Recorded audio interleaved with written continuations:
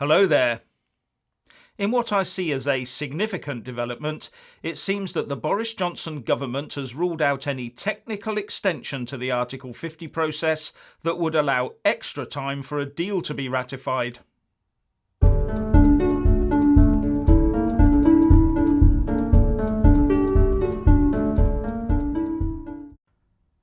Now, according to The Independent, the government's chief Brexit negotiator, David Frost, had the first of these stepped-up meetings with Eurocrats in Brussels, with the EU diplomatic note coming out of the meeting saying that David Frost has personally ruled out the idea of a technical Article 50 extension.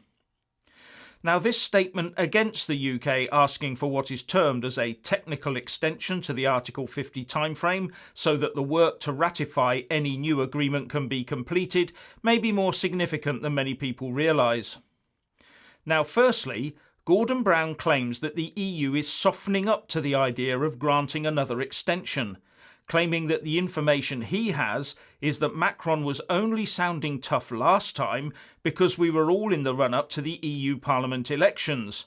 And Brown says now that he believes that none of the other European commissioners, including the new president of the EU Commission, Ursula von der Leyen, would hold to the 31st of October deadline.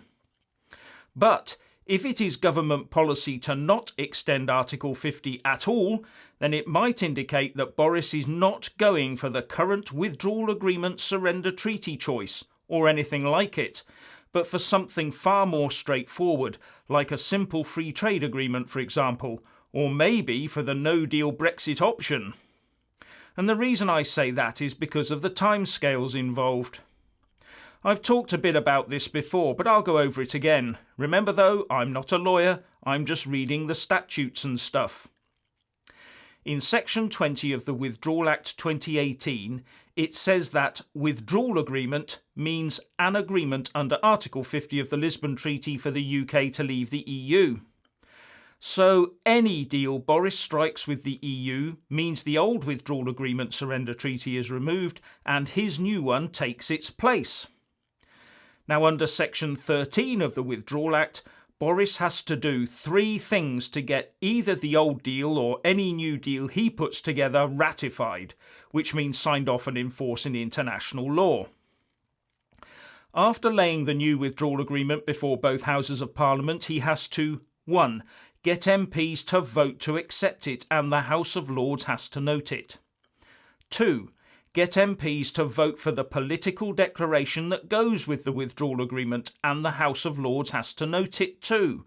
This issue has not even been raised since Boris took the reins.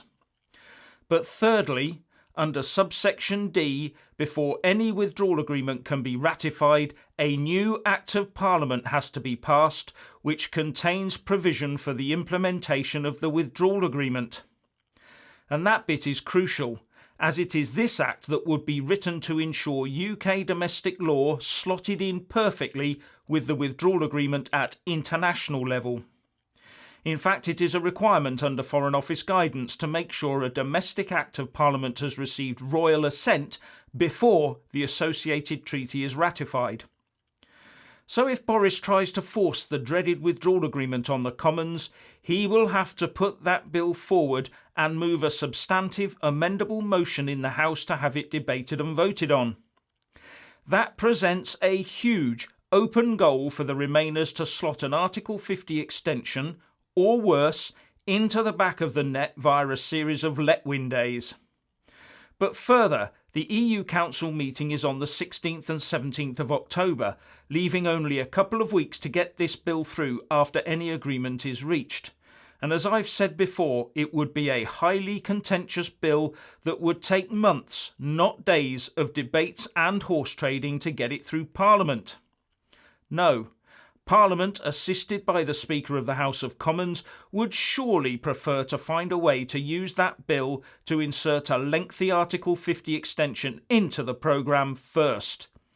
Especially as the Institute for Government says, if the government cannot get the withdrawal agreement bill through Parliament, then the default legal position is that the UK cannot ratify the deal and so would leave the EU on the 31st of October without a deal.